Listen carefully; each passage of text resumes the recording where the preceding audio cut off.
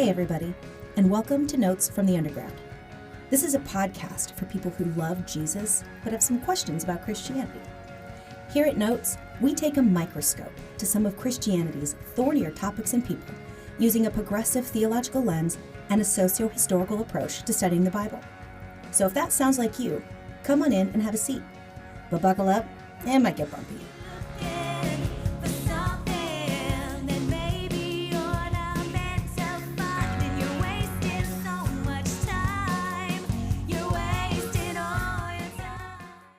Welcome back. This is our kickoff episode for the season of our Notes from the Underground. This is a podcast where we take a microscope to some of Christianity's thornier topics and people. To my right here, we've got, I forgot.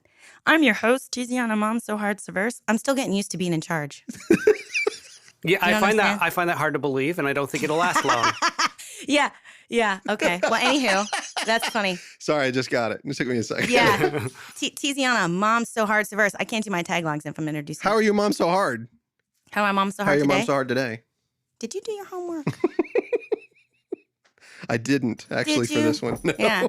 To my right, I've got Rick. I'm Rich Welch. Actually, it's Rick the Podfather now. Oh, is it Rick the Podfather? Podfather? My daughter made it for me. Oh, That's I funny. prefer I like it. that. That's funny. I prefer that. Rick the Podfather Welch. Yes. Yeah. Mm-hmm. It's nice to see you. Nice to see you, too. And we've got a guest today. We got Pastor Mike Miano from Blue Point Bible Church in Long Island. Long Island. New York. Yeah. Yes, it's a blessing to be here. Oh, yeah. We're thrilled to have you. He did a testimony last night that was just fantastic. It was. Wonderful. So we're really Thank grateful you. that you're going to be a part of this podcast today.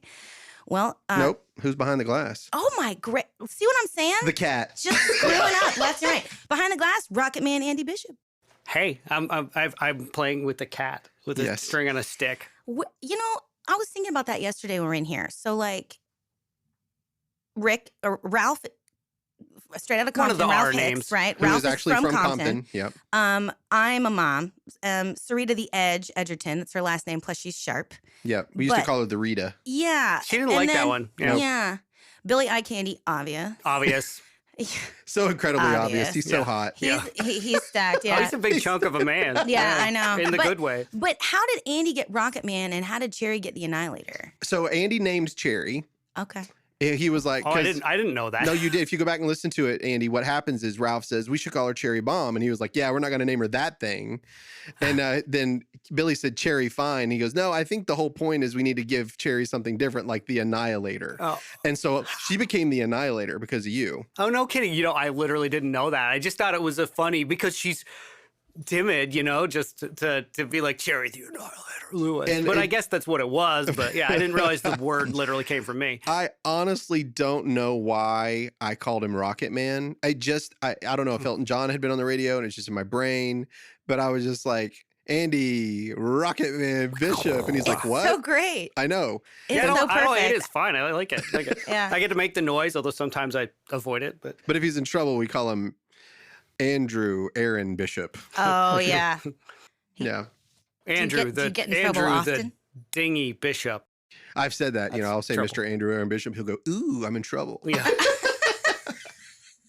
So, That's funny. I like that. Oh, so Mike, have you listened to any of these notes from the underground? I listened to the Olivet Discourse going through that. Was that No, that was a side that was study? So the notes from the underground is like a breakdown. The first one was a breakdown of the John Olivet Baptist. Discourse. Actually, it was Olivet Discourse. Okay. It was like a 6.5. We called it because I had all these notes and I just had to go. So that's why. And Andy called it notes from the underground. That's right. That's right. And Which made I still- no. yeah. Yeah. Which I still think is hilarious because it's definitely a reference to that Dostoevsky book Yeah. in my head, which makes no sense contextually, but it entertains me to no end. So yeah, and so what we did was then, obviously, how did this happen? Oh, Andy invited Tiziana out. Well, one I time. was like, I just was like, you know who probably, because I don't know why, but recently I'd been talking to Tiziana, you know, and I was like, you know who can talk and is in school for divinity?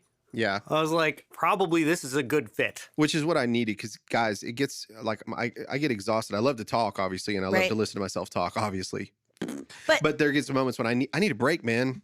Well, and also, you know, one thing that maybe doesn't get communicated quite so succinctly when we're doing the podcast is the amount of research. There's a lot of The work. amount of time and research. Like looking at this my notes for Ruth, I'm in a Word document, like, 12-point single spacing, and I've got 8 pages Right. of notes, multiple books that I, picked up and read. Same with the Mary Magdalene, Yep. Deep dive. Like if you're going to, especially with this particular podcast, Notes from the Underground, we're specifically taking like a complicated issue or a complicated person and like digging in with a fine-tooth comb. So that requires a lot of research beyond just reading the text, And so, so that's the other part of it. I mean, I think it probably took me, of course, I'm also juggling the kids and Of course. in the, trifecta of death, which is what I've been referring to, the recent COVID outbreak, flu outbreak, and RSV outbreak. Yeah, it's Been, like, it's crazy. hurling towards parents of It's a young lot. children at like a breakneck speed. So, between that, I've got the kids at home and I'm trying to study. So, it takes a long time. Yeah, Mike, also, whenever we do this, if you have something that comes to mind, you just have to jump in because we will literally, we'll take up the time. Andy knows how to like just jump right in the middle. I've been doing a lot of fart noises with my mouth this morning. I don't know why. But anyway, that's how we jump in. Fart noises are hilarious. It's not rude. It's Yeah, not no, rude it's in not here. rude. You just interrupt us when we have a thought. If you're going to get in word in edgewise, you got to. That's the only way You you're got to gonna be get a little in. bit rude. Yeah. Which, speaking of a word in edgewise, want to jump in? I do. Yeah, so what we're discussing today is the book of Ruth and the character of Ruth. And just to get started, I thought it might be a good idea to talk a little bit about the historicity of Ruth, its composition, when, where, and why it was written. And because that plays an important part when we're talking about the historicity of texts and we're digging into their historical relevance. It's important to know where in the history of a people the book was written. For example, if you were going to write a fictional account about the presidency of Donald Trump and you wrote that book in 1990, you could write the same book in 2023, but you're going to receive them very differently based on the timeline. If you wrote it in 1990, it would have been like an incredible prophetic word, an inspired word. But if you're writing it in 2023, based on your historical knowledge, even if it was a fictional account, it's going to be more of a commentary. So that's what we have to look at with the book of Ruth. It was set in the time of the judges, but it doesn't necessarily mean it was written during that time. And we know for sure that it wasn't written during that time because the book ends with the genealogy of King David. Well, the book of Judges predates the period of time of Judges predates the monarchy. Right. So it couldn't have been written during the time of Judges. It had to have been written during the reign of David. Or shortly thereafter. So that's the conversation. If it was written, there are 2 possible theories about when the book was written and why. The first one puts the composition between 950 and 700 BCE. And the purpose of writing it at that time would have been to kind of glorify the dynasty of David in a post-exilic environment. So if you're putting the date there, possibly Jerusalem had already been destroyed. No, when did you say? But you're saying 900 to when? To 700 BCE. So the exile didn't happen until 586. Oh, wait, no, hold on a BC. second. No, sorry. The north No, at that sorry. point. Sorry. The north, See, yeah. this is what I get. 586 BCE and 516 BCE. Sorry. Yeah, okay. So that would have been post-exilic, yeah. Post-exilic, yeah. I know. As I was saying that, I was like, no, that's not right. I just read my notes wrong. So in a post-exilic period, so it would have been written between 586 BCE, 516 BCE, written by the Jews living in Babylon at the time. And at that point in history, in Israel's history, there was a lot of there was a lot of people writing things down because a lot of stuff had been destroyed. They were trying to preserve their culture and trying to preserve their identity as these sort of like alien residents in Babylon. So there's a lot of like things that got written down. That's when like a lot of the Babylonian Talmud stuff was happening because they were like desperate to try and like suss out their identity because their identity was so inexorably tied to their presence in the land of Israel. Now they're outside of Israel. So they're like, oh, we got to figure out who we are. So it's possible if it was written then that it was written as a way to sort of glorify the Davidic dynasty and to remember the height of their success and the height of their loving connection to their God through David's faithfulness. Right. So that's one theory about when it was written, which is why it would have ended in the monarchy of David. The second theory, and that's the one that would have been between 950 and 700 BCE. The second theory is that it was written by Samuel, the prophet who anointed King David, as a way to sort of justify David's taking over of the throne because originally, of course, Saul was anointed the first king of Israel. And generally, your son sort of takes over that role. So Jonathan would have been the next king, but it wasn't out of nowhere comes this dark horse candidate, David, because God was already establishing in Israel that it is him who decides who's in charge, not natural law. Right. Foreshadowing of Jesus. Mm-hmm. But so at that time, it would have been Samuel writing it as a way to justify the rise of David as the new, king, and sort of quell some of the anxieties and fears that maybe Israel would have been having with this definitely like usurper. There was a war. Saul was murdered, and now this new guy's on the throne. That can create a lot of like cultural anxiety. Yeah. Can you imagine? So those are the two possible theories about when the book was written. And again, they sort of, how you perceive the book is going to change a little bit based on when you think it would have been written. Because the general overall theme for Ruth is a term, chesed, the Hebrew word for like loving kindness. Mm-hmm. And the story itself is, of course, the story between Ruth, this woman who is not of Israel, and Naomi, a woman who is. And it's also just so happens to be her mother-in-law. Not a relationship historically connected with loving kindness. Or faithfulness. Yeah. Right? Sure. So it's so Ruth is being lifted up as this like grand example, great grand example of loving faithfulness and kindness, this Hebrew word chesed, because of the fact that she dedicated herself to Naomi and had absolutely no reason to do so. Right? That's right. I mean, the other ones, it shows that the other ones stayed back, but yeah, Ruth Orpah, went. yeah. Yeah, Orpah. Yeah. And she she was clearly torn, but she eventually made her decision. But I mean, just in general, Sorry, for the wildly ignorant, what is there? One of them is the mother-in-law of the other? Or is we're going to read the story. Yeah. Oh, no. But just for context for this intro, because I just don't know. Right. Ruth, the book of Ruth, is about a young woman named Ruth who is married to, a Moabite who is married to Naomi's son. Okay. So Naomi is the mother-in-law. Naomi is the mother-in-law. Ruth Bethlehem. is the daughter. Yeah. Okay. Bethlehem. Thank Right. you. Yeah.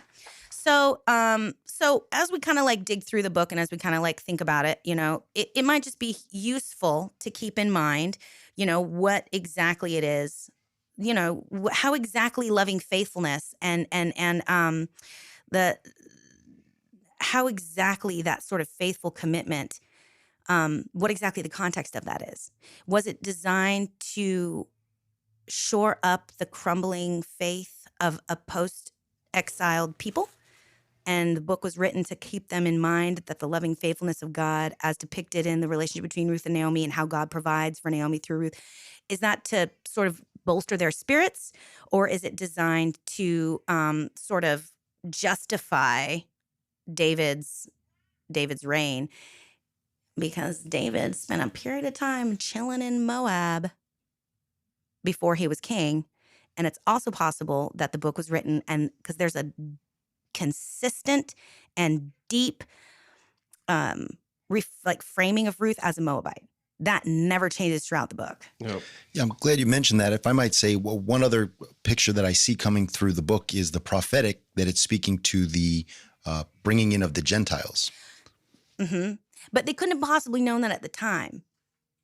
I guess from the inspired perspective, God's wisdom, he's prophetically pointing to the fact that what I love is where Ruth says, he shall be my God, right? Yeah. So pointing to the Gentiles becoming the people of God as well. The hope of the nations was for Israel, yes, but also for Israel to be the light to the nations around them. Exactly.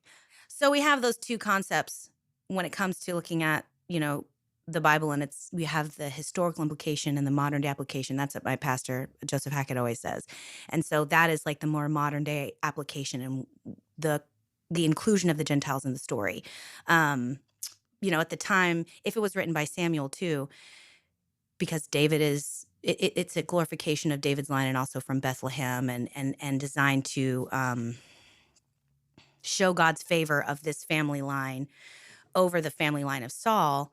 But that family line clearly was favored by God because it was the line that eventually produced Jesus Christ. Yeah, so could Samuel possibly have known? Within the tribe of Benjamin, where Saul was at, then this is switching to the tribe of Judah. That's right. It's a massive switch here. Mm-hmm. And but that also that's also the line of David is, and when we get into the story itself, that's also where Naomi and her husband are. They're all from the tribe of Judah, because you have, Perez and Tamar are part of that genealogy and all this other stuff. So it's either way you look at it, it's interesting. Just interesting to me what concept of faithfulness is being propped up here in the story, and how does it participate as we go down the line. I personally am kind of more of a fan of the concept of Samuel writing the story as a way to justify David's taking over of the throne. And again, the anointing passing from the tribe of Benjamin to the tribe of Judah,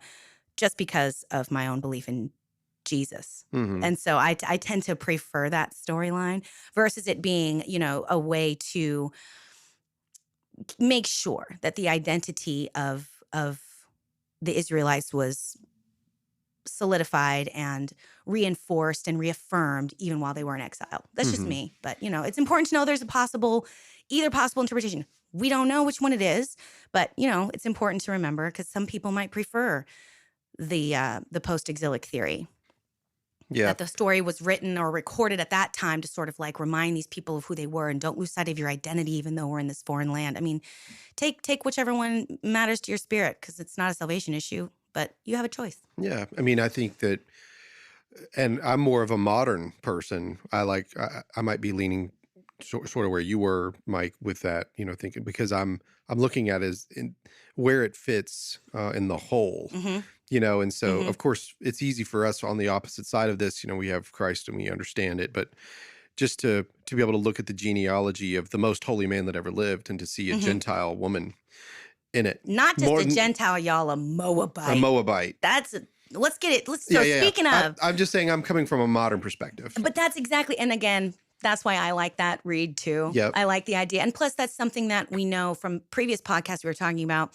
When the monarchy was established, Israel went from sort of this loosely confederated band of people to having a more consolidated, centralized government. What that also often means is the rise of a bureaucratic class, because when you have a centralized government being supported by taxes and being supported by extra food and this and that, that's how you can have an army. That's how you can have bureaucrats. It's how you can have religious prophets and scholars, because there's all of a sudden, when you have instead of people that are kind of farting around hunter-gatherer, they're confederated, they're working together, they are farming the land, they are producing a surplus. Then with that surplus, you can support people that aren't working the land, like an army, like civilization, baby. Right, like prophets, like people that have the resources to like go to school and learn how to read and write this stuff down. And we saw a huge, we saw a burst of that. That's why we have more collections of writings and more knowledge of that period of time than we do, say, the beginning of the we only have one book, Joshua, right, of like the taking over of the land. Yeah. But then we've got tons of books about then what happened during the monarchy, because they had the financial resources to provide a bureaucratic and a priestly class that could dedicate their time and energy to documenting these things, writing these things down, keeping track of things. Isaiah had a whole school of people, because there was the financial resources within the monarchy to support that. So it's also possible. So that's another reason why that theory sort of sits well with me, is because Samuel would have been within that monarchical period, also within that period of time where there was a creative flourishing in Israel, because people had the resources to devote their whole life to being a prophet, or to being a scribe, or to being a person who worked and lived around the castle, keeping track of the library and whatnot. There wasn't no library before that. And there wasn't nobody, there wasn't no library to take care of. But you bring up a really good point, because you have, within the book of Ruth, you're learning about Jesse and Obed, and and of course the lineage of David, and it's critical to the Hebrew people to understand what the line of David is.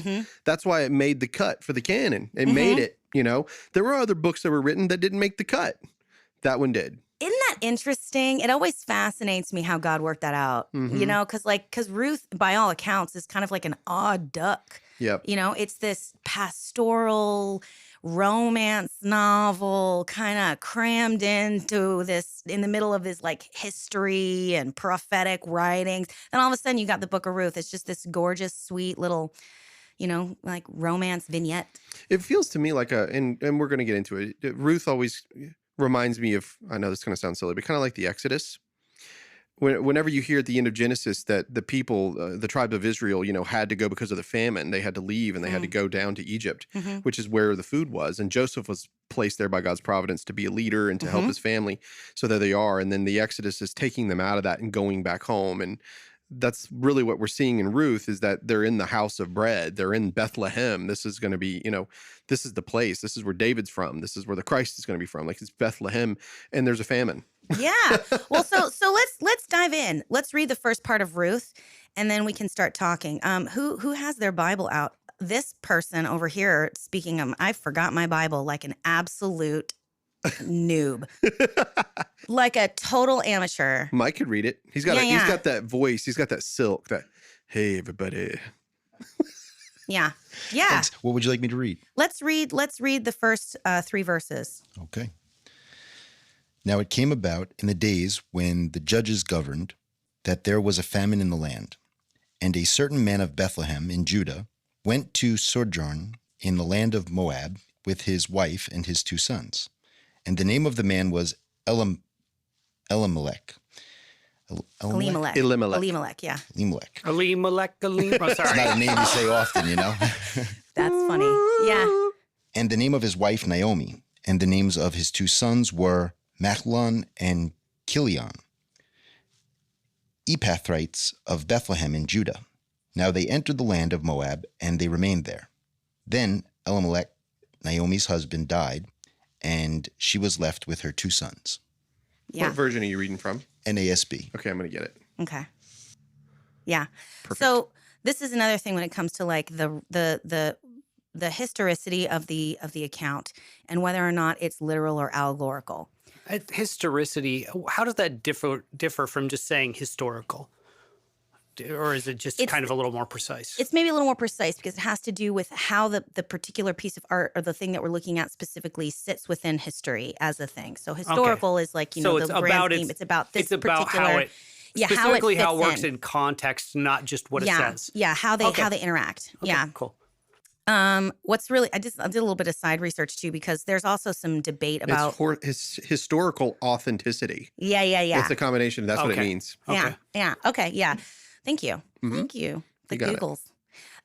So, again, going back to who wrote the story and why they wrote it, and is it 100% historically accurate, or is it sort of, allegorical in some ways? And when we look at the first part here, so we look at the names. Elimelech is my God is king. So again, the story is set in the time of the judges, which have been pre-monarchical. So it's interesting that the name of this character is King, and it's the lineage of David that we're discussing. It's almost like, it's not really a coincidence. Well, in the time of Judges, doesn't say everyone was doing what was right in their own eyes. Right. So they're living in that time. Right. Exactly. It was the Thunderdome up in there. And beyond Thunderdome. And same with these guys, Mahlon and Chilion. Their names mean sickness and they mean spent. Who the F names their kids that? Sickness Naomi. and spent. Who names their kids sickness and spent? Right. Yeah, but what does Naomi mean? Well, Naomi changes her name. Right. But what does her name mean? Well, Naomi means, what is it? Yeah. It means like blessed one versus Mara, which means bitterness. Bitterness, that's right. So she changes her name, right? So Naomi but she changes her name in order to fall in line with the story. You're telling me that she gave birth to 2 kids when everything was fine and they were living in Bethlehem, and she decided to name them Sickness and Spent. Yeah. It's a little. That should tell you what's happening. Sus, as Actually, they say. it tells you a lot of time. It's telling you what's going on in Bethlehem. Yeah, well, that's why they're leaving. Yeah, exactly. And that's the other thing. We don't know when, because let's read verse 4 and 5. So, Mike, you want to go ahead? Sure. And they took for themselves Moabite women as wives. The name of one was Orpah, and the name of the other Ruth. And they lived there about 10 years. Then both Mahlon and Chilion also died, and the woman was bereft of her 2 children and her husband. So we're going to have to rent him. That verse right there. I know. We're going to have to what? Rent him. Oh, I know. He's going to be our Bible reader. Perfect voice. I know. So they took for themselves Moabite women. First and foremost, that is not how Israelite men not okay. got their wives. Nope. Their wives were chosen for them by their parents. Mm-hmm. And even in when we were doing our side study on Samson and Delilah, Yeah. when Samson saw that his first wife and was into her, what did he do? He didn't take her for himself. He went to his parents and said, "Go get that one." That's for me." right.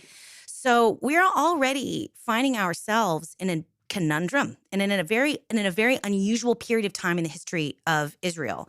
And again, I think it's reflective of this time of the Judges, where it was sort of like the Thunderdome. And it also suggests that Elimelech died before he could do that thing, before he could give them the wives that they needed. But it says that they were there for about 10 years. So, and if these men were of marrying age after their dad died, they probably were raised in Bethlehem. They spent some time there. So they should have known that one of the number one things God is not down with is marrying Moabite women. Right. Really marrying anyone outside of their family. Yeah. Yeah, it can be cross tribes. Yeah. But only within their tribes. But let's pause for just a second and let's do a little bit of a breakdown on the Moabites and who they are. Okay. So Moab is a country that's located on the eastern side of the Dead Sea, so it's directly across from the kingdom of Judah. Mm-hmm. So specifically Judah of the tribes had this kind of like border along with Moab. So it's tucked between Edom, which is in the south, and then Ammon to the north. Then Moab is kind of right in the middle, and it shares this border across the Dead Sea from Judah. There's some archaeological evidence that attests to their culture and history outside of what we read in the Bible. Most notably, there's a Mesha stela, which is dated from around 840 BCE. And again, just a refresher, stelas are giant stone tablets that they used to write important things on. And when we find a stela, it's good archaeological evidence that attests to the culture at the time that the stela was written. So when we find stelas that support archaeological evidence that supports the presence of Israel, or like some of the people talked about in the Bible, it's a wonderful sort of affirmation and reaffirms the historicity, the historical accuracy of these texts. So there is this Mesha stela. The 10 Commandments, for example, would have been on stelas. So the story that's inscribed on the stela, the Mesha stela, is more or less mirrors some events described in 2 Kings. So this particular stela mentions the Moabites and how they did these kinds of things and blah, blah, blah. And the story that we have on the Mesha stela mirrors the story of 2 Kings, which is where like Judah and Edom go up to fight Moab, and then they ask Elisha to come help out, and that's that story. And so the fact that Moab is mentioned there in that stela attests to the fact that these guys actually exist, and they're not just like some made up characters in the Bible, so that Judah has something to fight against. Right? Well, if you go back to Genesis 19, this is whenever Lot is with Abraham, and if you remember, he's now in Sodom and Gomorrah.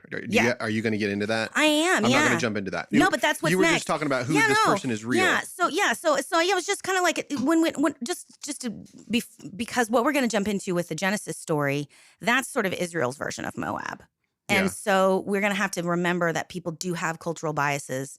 But even outside of Israel's conversation. Are you saying that the Israelites have a cultural bias? Oh, yeah, baby. Anything outside of an Israelite is a dog. Yeah. So but what I'm saying is, so again, the story in 2 Kings, like when Moab's fighting and they bring up Elijah, and like the king of Moab offers up his firstborn son, and it's this whole gross thing. And then actually, interestingly enough, the Moabites still kind of whoop Israel's butt. The Bible stops there. The Bible didn't get into that story. Yeah. This Mesha stela does. So it's cultural evidence that the Moabites did have their own culture, and they were documenting their own history, their version of who they are, right? So it's usually like a lot more detailed, about, them being victorious, because it's from their perspective and point of view. So we do know that the Moabites existed, and we can trust that they had some pretty regular beef with Israel, because even they talked about their beef.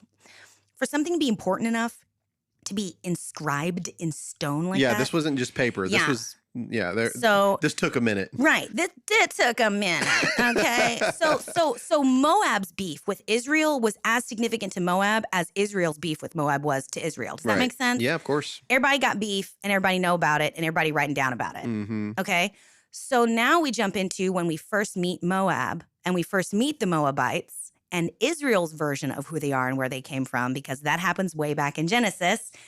Go ahead and pick it up, sir. So do you want me to just read where we hear it? So Genesis 19:36. So thus were both the daughters of Lot. So if you know the relationship between Lot and Abraham, it's going to make sense.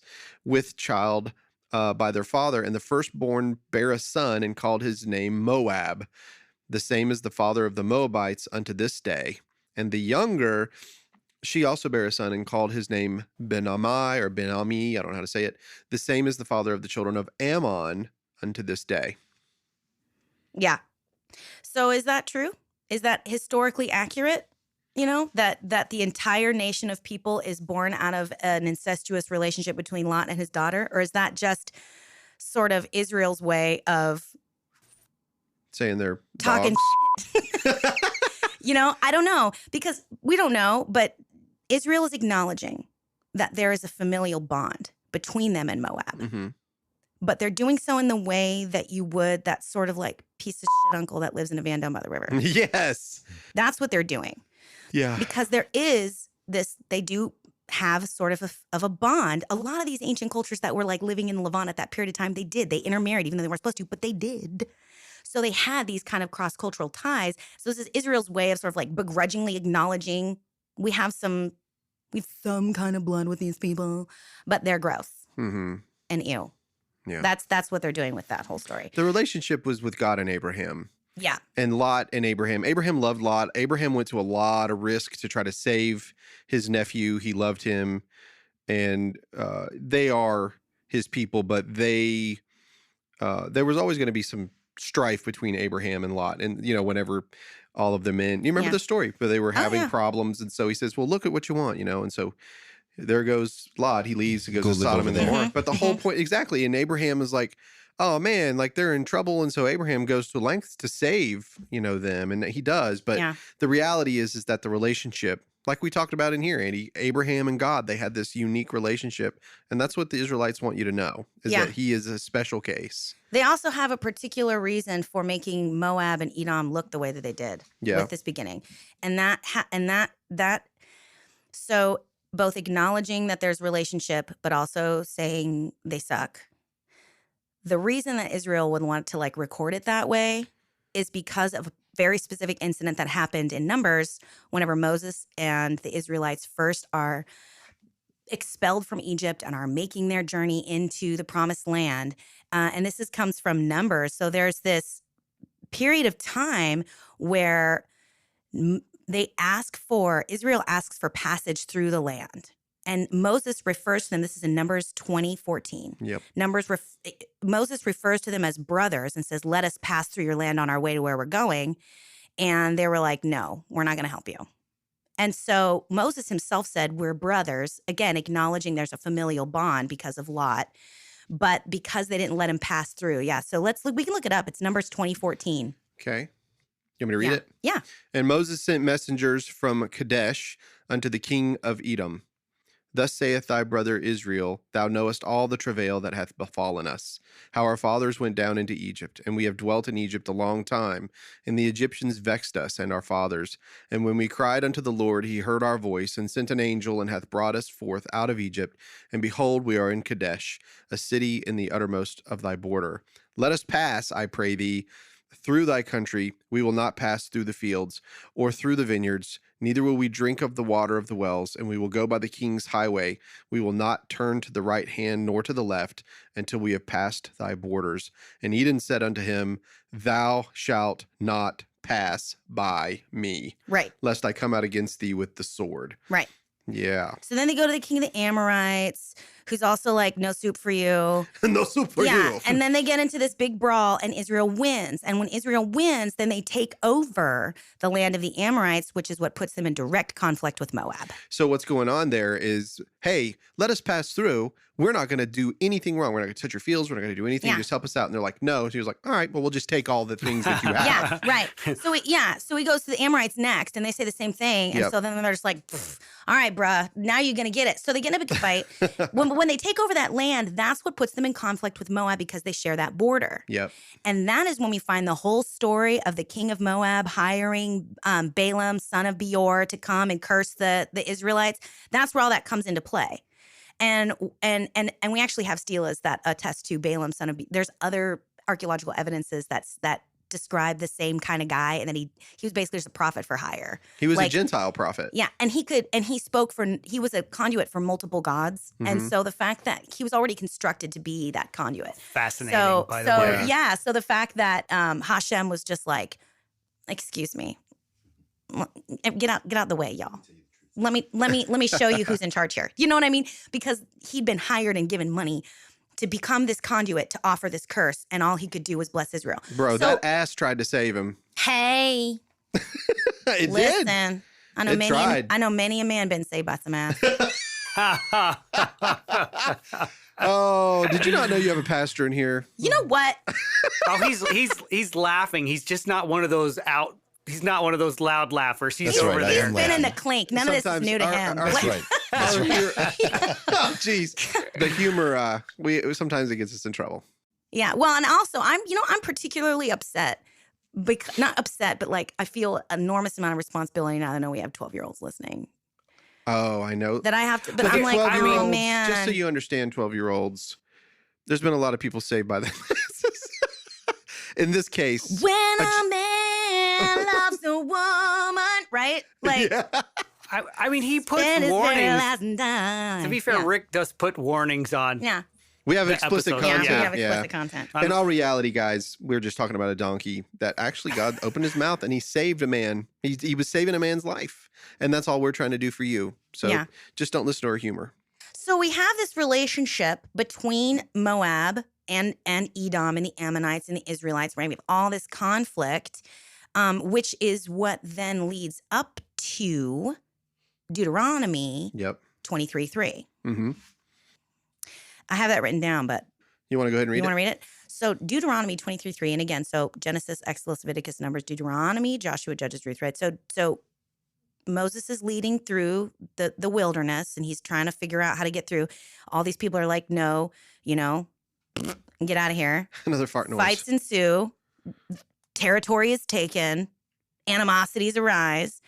So when Moses is dying, he's passing on the mantle of responsibility to Joshua. And this is what is said in Deuteronomy 23:3.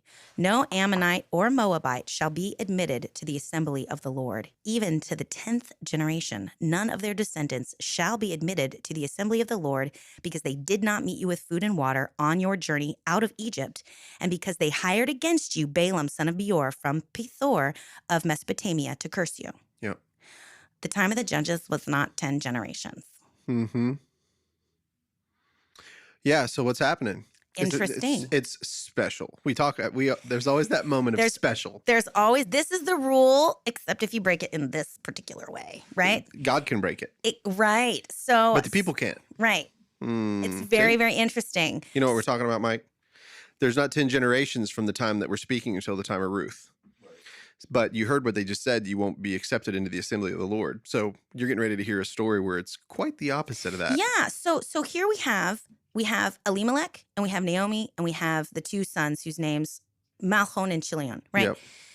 They are part of an ethnic identity that has historical beef with the Moabites, and whose religious affiliation is so against the Moabites that the laws of their God state for 10 generations, you are not to intermarry with these people. They're not to be admitted to the assembly of the Lord for 10 generations. Now, have you double checked the generations just to be sure? Well, we don't know, because we don't know exactly within the period of time of the judges. But we have the genealogies. We do have the genealogies, and I don't even think it was full 10 generations. Yeah. Well, why don't I check on that while you're still talking? Yeah, go ahead and check on that while we're talking.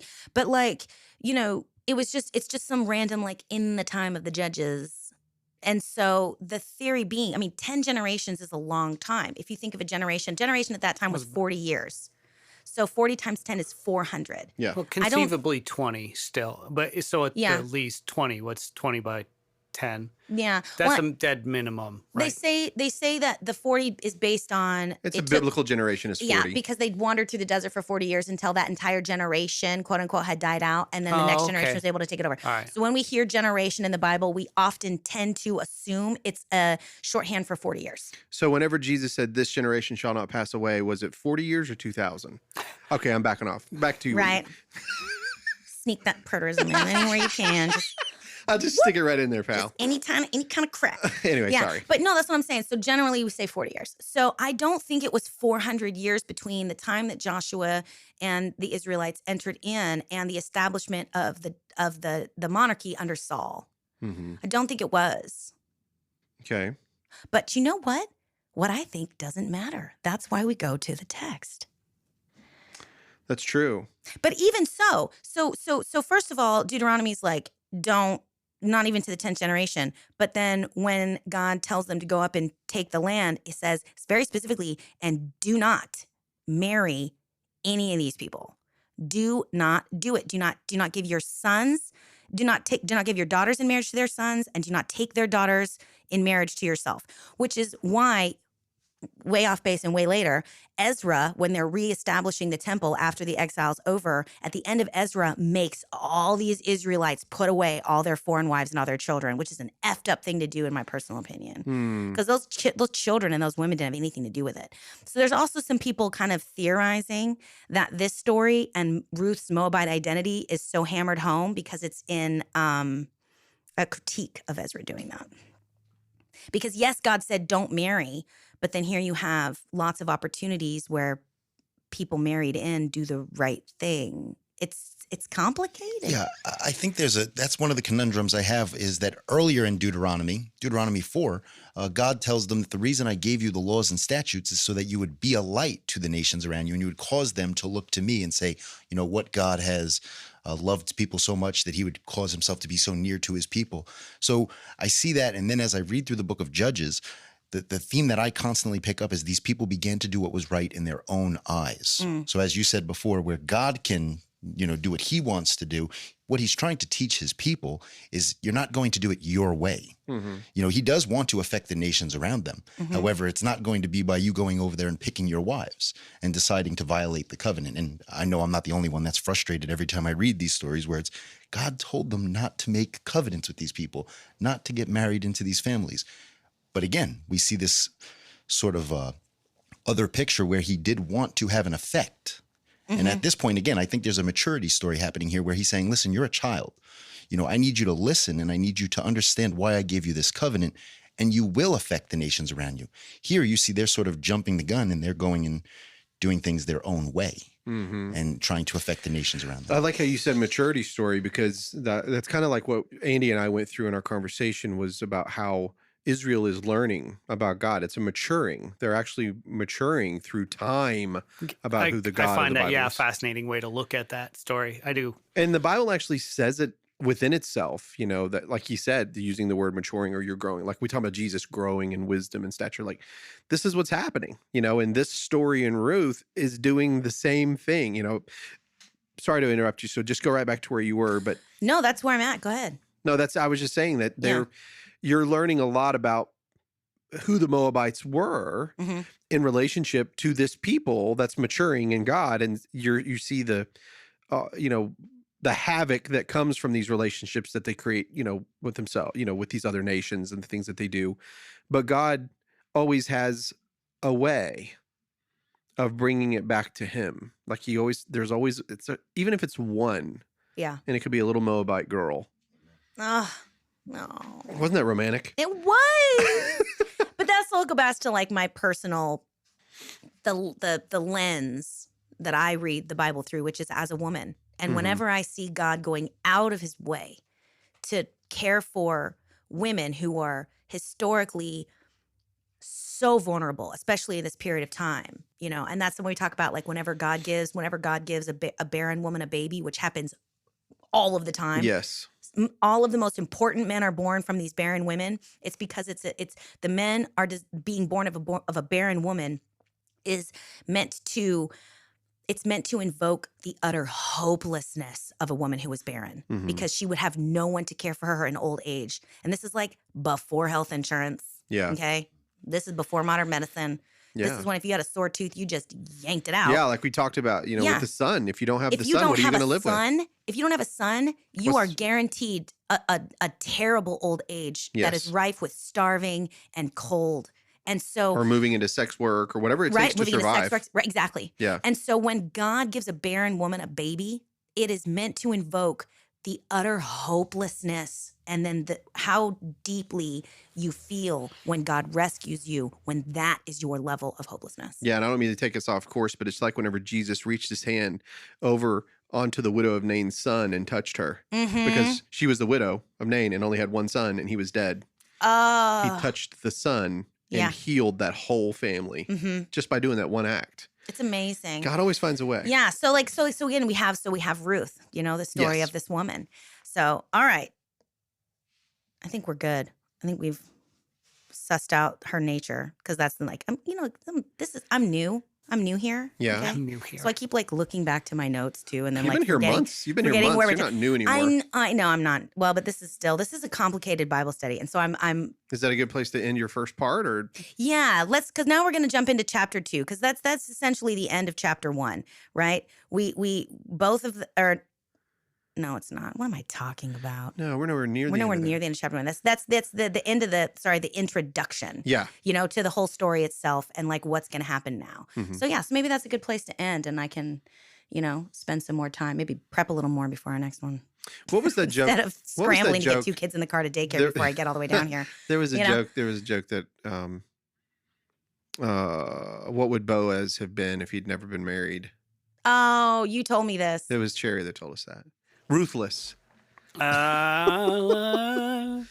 Yeah. Hey, just given that last little bit of conversation, just a push for tell people to go listen to the Notes from the Underground, Mary, because we talk a lot about like that, the thing about women in that time and Oh, stuff, yeah. and that was a fascinating talk too. So if you haven't heard that one, just go back.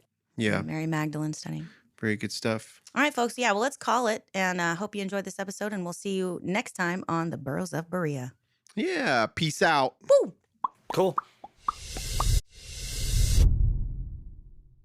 Andy, Yeah. my human is crying. Okay. Let me.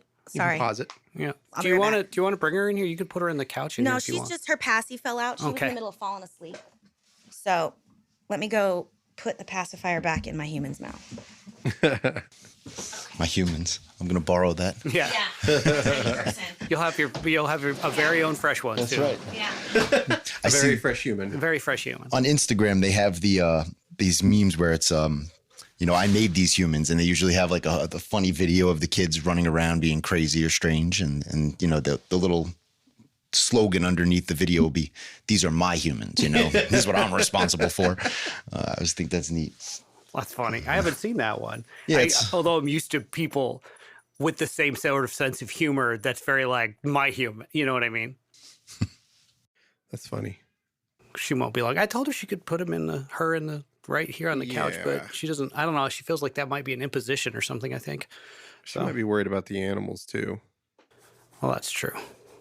Greg might want to curl up on That's her true. face. Yeah, she said she doesn't want any of my cats to steal her breath, which she didn't mean that literally. She was joking clearly, but yeah, it was funny. And I do have many cats. So maybe one of them is the secretly evil baby breath eating cat.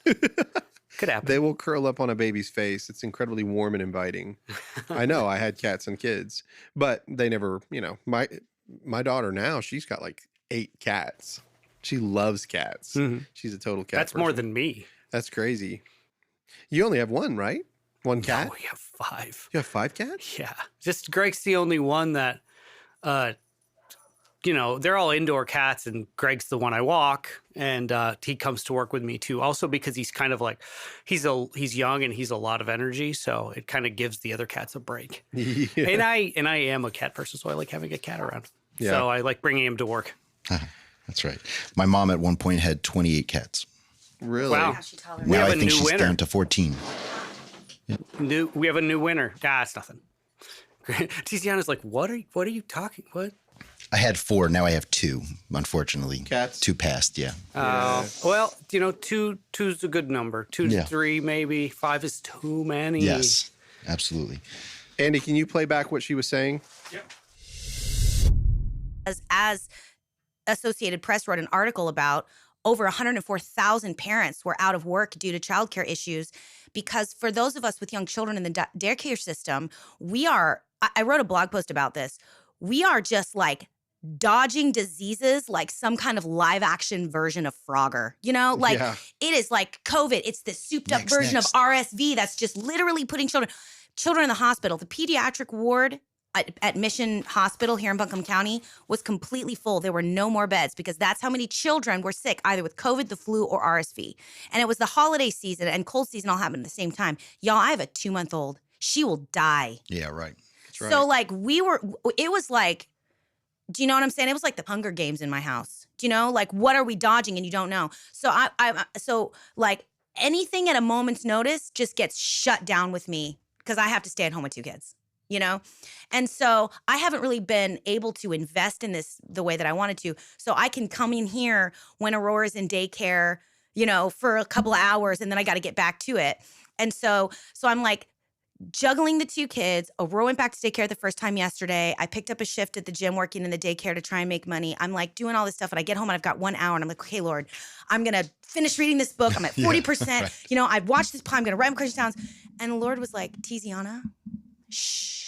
Yeah, take a break. Be still and know that I am God. Yeah. That's right. Well, and what he said was, I want you to practice just listening. Yeah, wow. And so the fact that you sat there yesterday and talked about how important it is to just listen and the project to listen, my spirit was just responding to that so completely, because the Lord was like, your ears are more important than your mouth. And I need you to practice just listening. So when I came in yesterday, my spirit, my goal was just to, so I wasn't working on, I wasn't paying attention to my mic work, because my goal and what God had talked to me. I mean, I'm like sitting here and God's like, I have an idea. And I'm like, what? And he's like, why don't you take a nap for 30 minutes? Yeah. And I was like, well, because also stay-at-home parents. So I'm doing the dishes, I'm doing the laundry, I'm doing the meal prep, I'm doing all the things. I'm pumping milk at the same time so that I can come do this. So my husband's got milk for the baby. You know what I'm saying? And Lord's like, It's magic.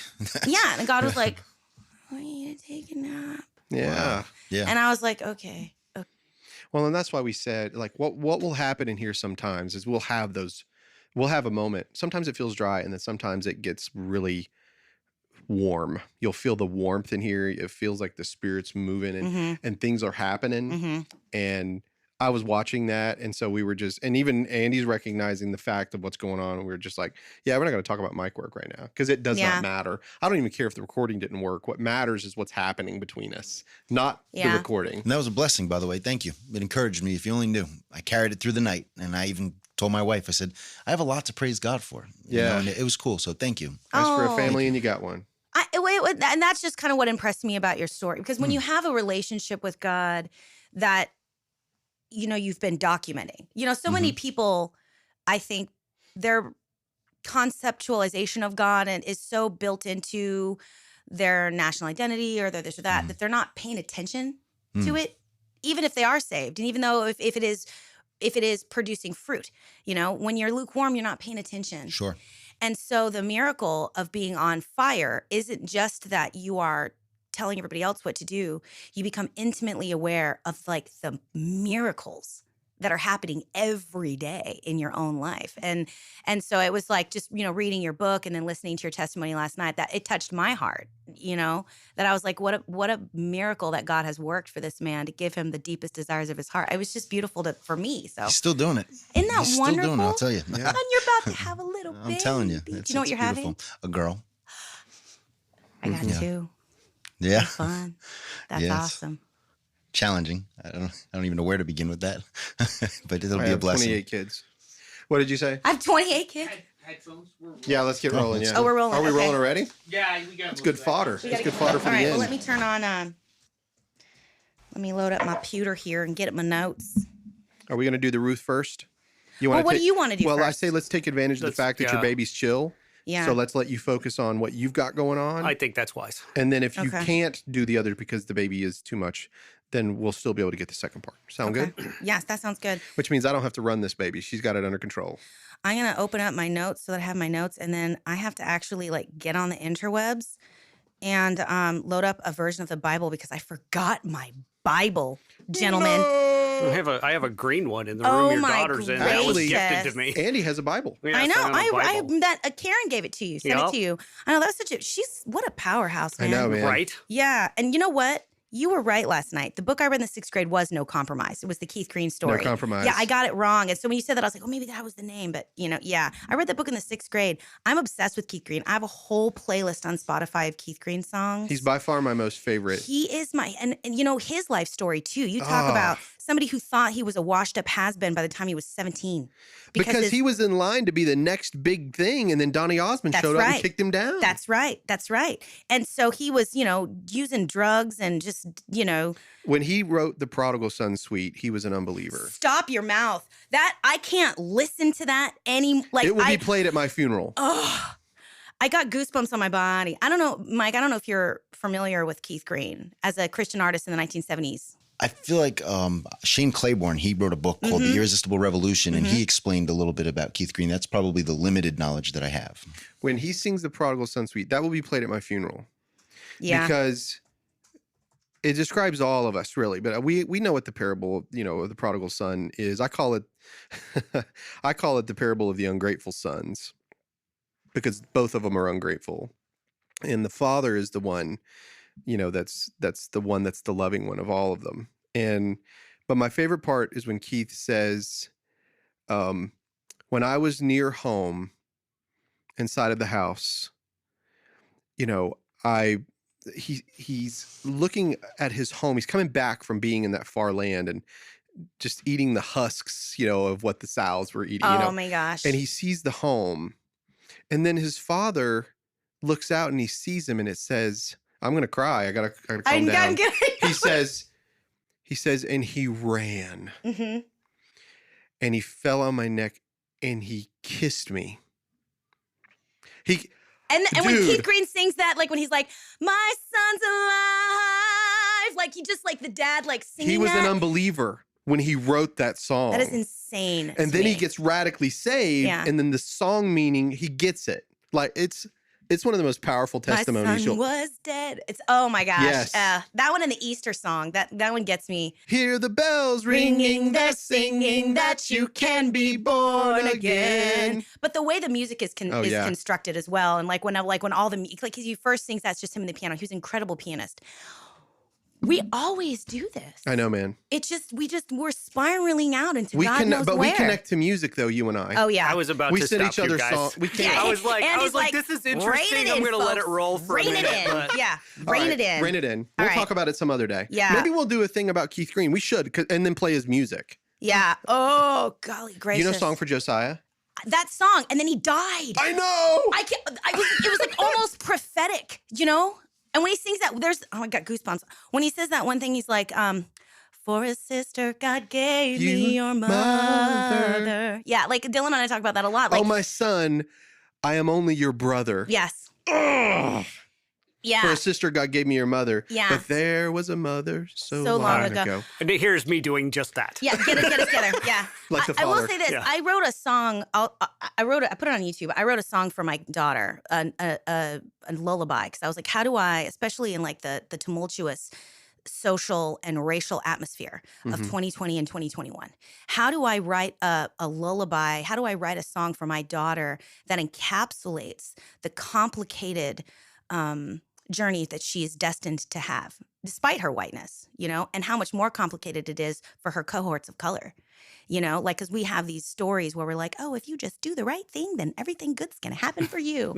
How does that work out for our children of color? You can have a kid of color doing absolutely everything right, and they're still going to get treated differently. They're still going to have to struggle with, being looked at differently in the public school system. They're still going to, all this other stuff. So I wanted to write a song, and then there's this line in there where I'm like, at the very end, where I'm like, You know, some days will feel good and some days will feel hard. But one thing I know for sure is you can trust the heart of God, and that love will find you no matter where you are. Oh, I love it. If you'll choose life. When he says, I'm sorry, Andy, I'm paying for this. So he says this.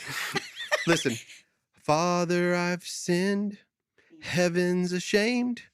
I'm no longer worthy to wear your name. Mm-hmm. I've learned that my home is right where you are. Oh, Father, please take me home. Oh. Then he goes, bring the best robe. Yeah. Put it on my son. Get a ring, put it on his finger. Gosh, He kissed him. You know what it's like. So great. You got to listen to it. Michael. He's got no idea what's given going me a on. listening I know. list for the Poor day. guy. We're just like, Keith Green, man. All right. Well, All right, anyhow, Andy. folks, We're good. Just I welcome don't back. do that Yeah. again when I'm not like talking Oh, to yeah, you, yeah, please. yeah. Okay. Sorry.